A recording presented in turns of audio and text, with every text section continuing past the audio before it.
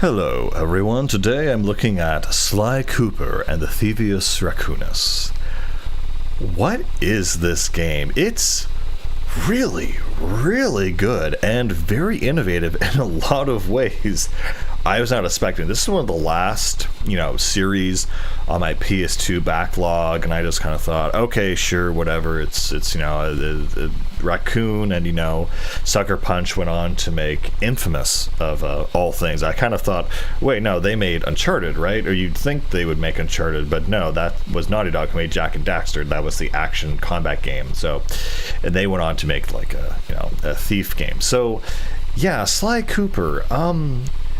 Just really amazing.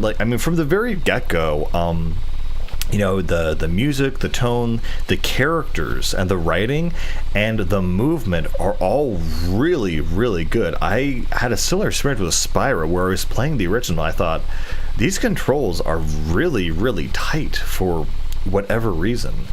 And so the game itself, you basically are just doing platforming, you're doing sneaking, you hit enemies in one hit, and it's not super complicated, but also the cell shaded style really makes it kind of stand up over the years. It looks really nice. But even the sneaking in this game, there's this one mechanic where when you're near an enemy, he'll start making little bass guitar sounds with his feet as he's sneaking, and even shimmying.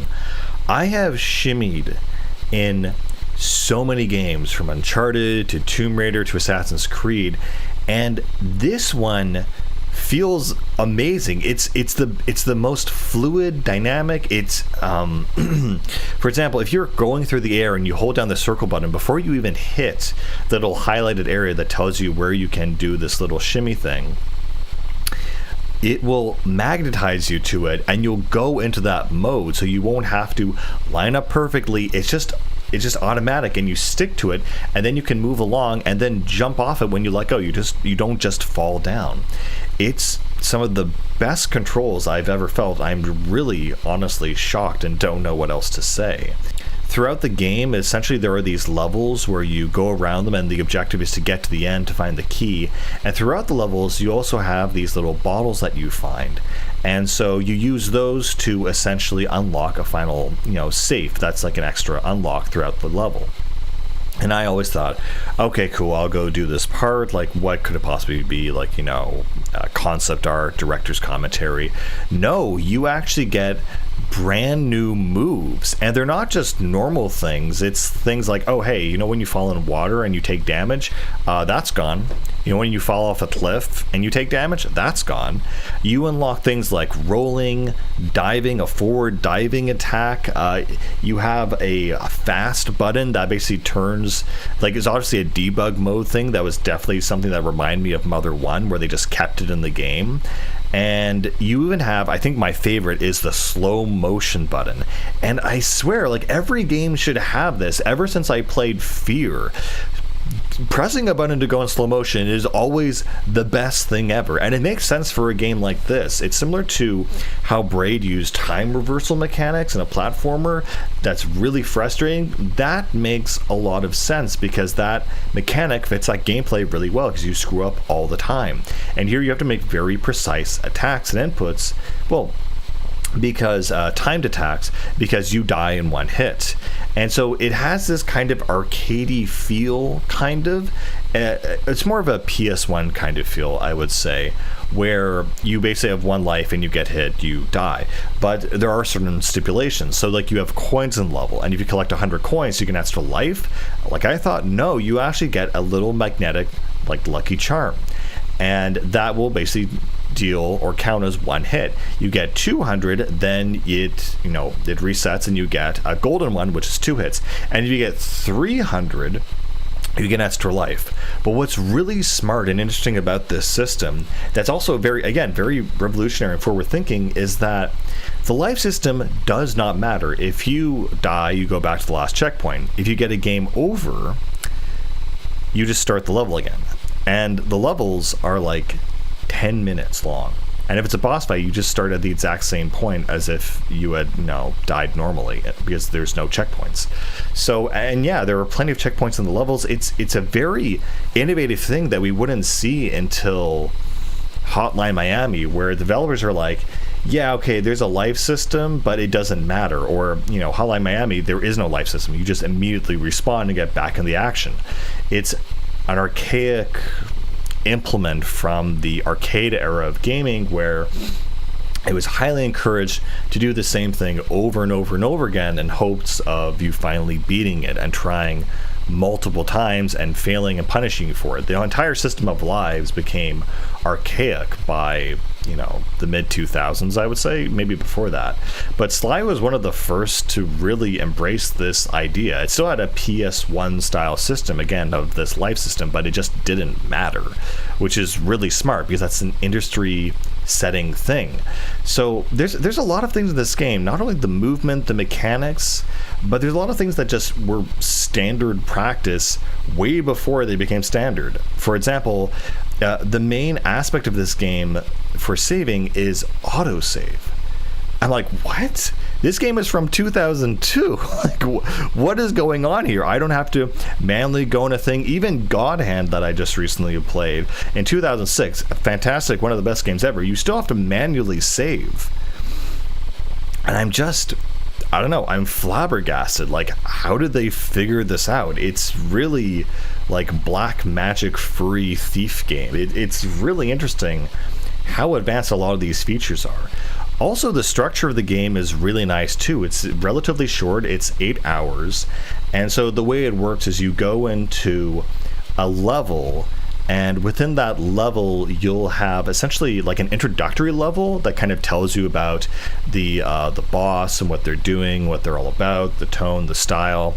And then you kind of get into the Banjo-Kazooie, like a mini hub world, or actually more like Mario 64 or whatever, any hub world. And then you have certain smaller levels in that hub world, in which you have things like or rather you have three main levels, then you unlock another part of the hub world, and then you have 4 final levels.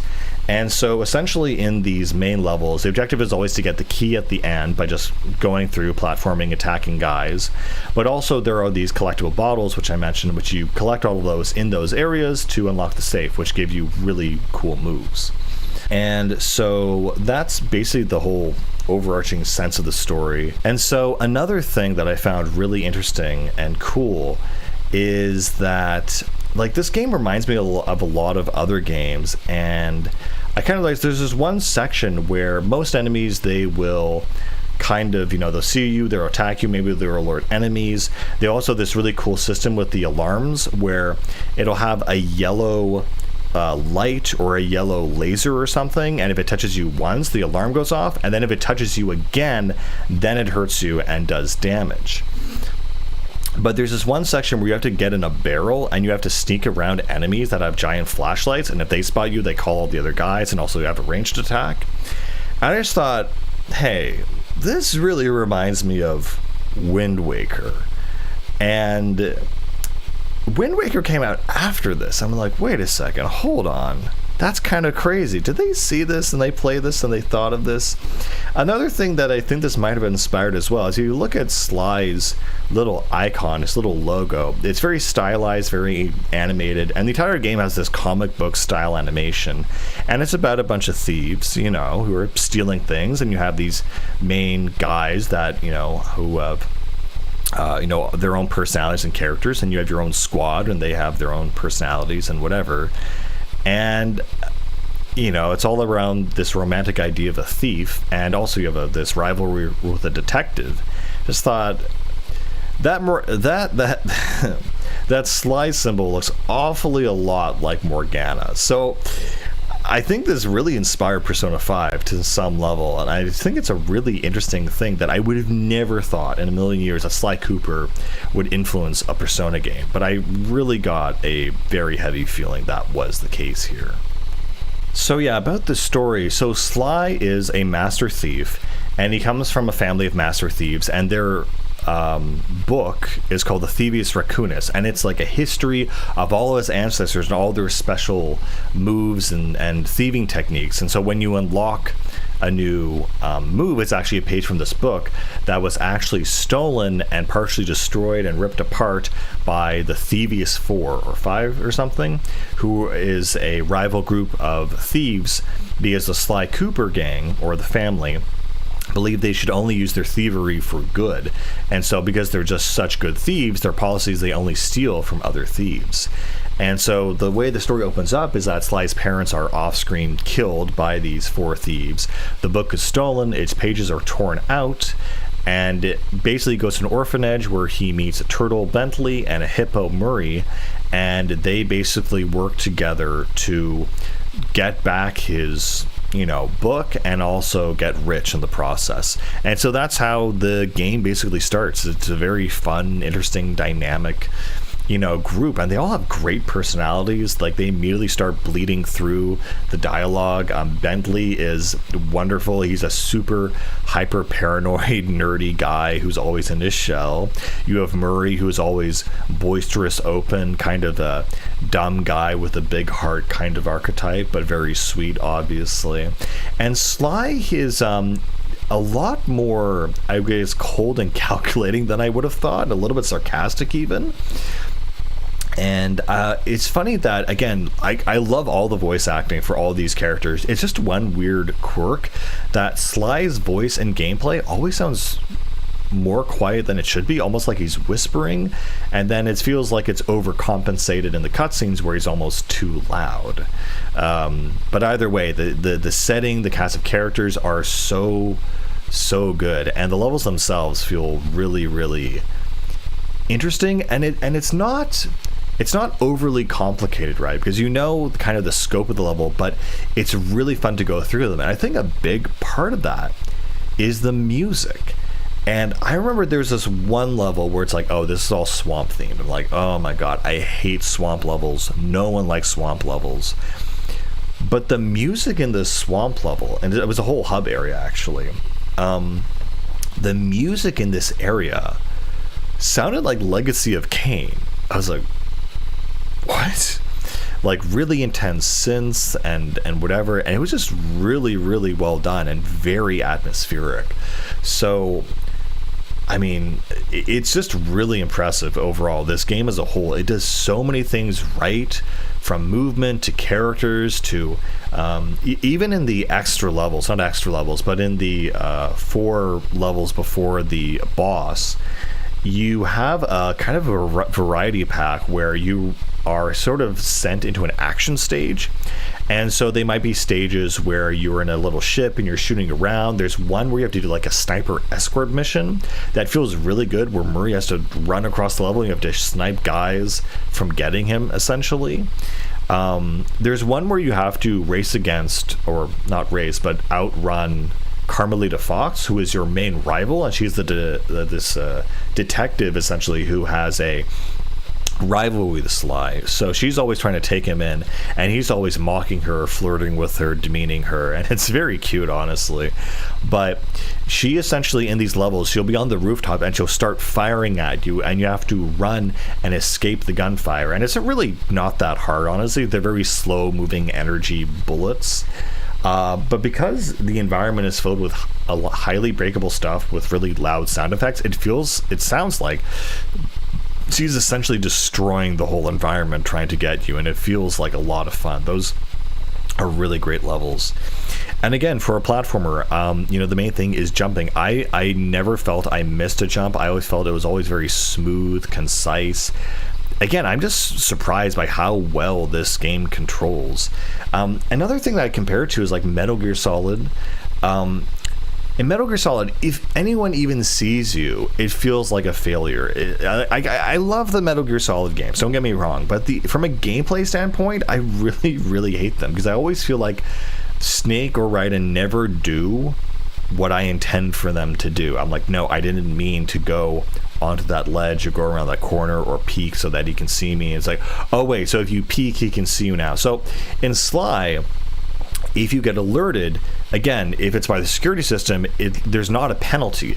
The penalty becomes if you get hit by it again, then it feels like your fault and more fair, and then you get damaged. Even then, you can still survive that possibly. With the enemies, again, even if you get alerted, the most that you have like half a second to basically attack them, and it's fine because then there's no punishment. It's like not like all the other enemies are running against you. Now it's very manageable, and it feels a lot more fun, and also just really cool where you just automatically start sneaking and make these little sound effects as soon as you get close to an enemy. It's a lot of fun, honestly. I guess one thing I'll say though is that his double jump really just kind of sucks. You think it looks like a double jump, but it doesn't give you any extra air. That's like one thing I would complain about. But yeah, I was really surprised by this first installment. I mean, you hear about these games that are like Ratchet and Clank and Jak and Daxter, like, yeah, it's like, okay, that's a PlayStation thing and people like it. But like, this is legitimately really good. So I think I need to reevaluate, along with this game, Tunic, what's it called? Frontal Assault or something, that Chinese one. That free games, they got something in them, man. I know it's a joke that 90% of America's cybersecurity firewalls and IT is maintained by furries, but that pretty much feels like the case. There's some Venn diagram of autism and furries that are crossing over and making quality digital video game content. Projecting the soul into a non-human object is kind of key to the autistic traits, if you will. But yeah, no, like, these games are just like, they shouldn't be this good. Another one example, Fuga, Melodies of Steel. It's a Japanese example. It's they're always really, really good and really soulful. I mean, the writing, the characters, the dynamics, they're just great, and they're just it's such a quality game with really advanced techniques that standardize the industry way later. And I just never expected Sly Cooper to be that game. It's like, yeah, it probably has a good story, mechanically it's also great. Story-wise, it's great. And, you know, with the comic book art style, you know, it feels timeless.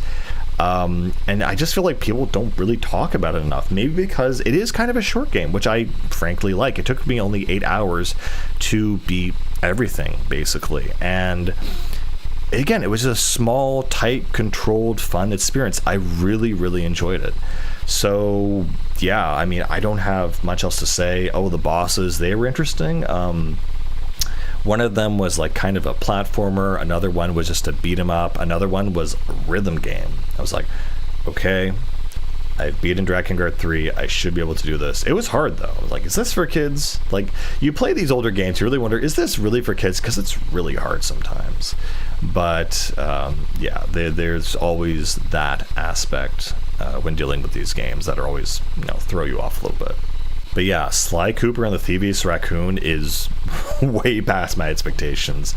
I don't necessarily feel bad I waited this long to play it. I just never anticipated it would be this good. Like, I knew it was good, but it's good. Kind of good. Anyway, guys, that's all I got to say about this one. I'll see you later. Bye.